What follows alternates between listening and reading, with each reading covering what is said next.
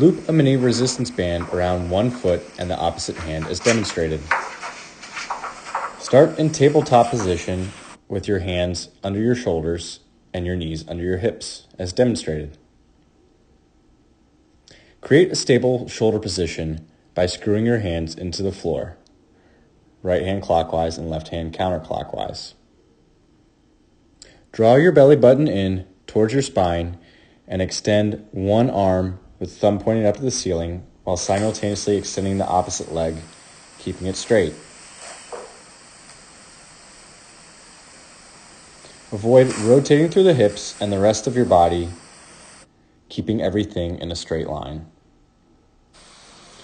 Return to the starting position under control.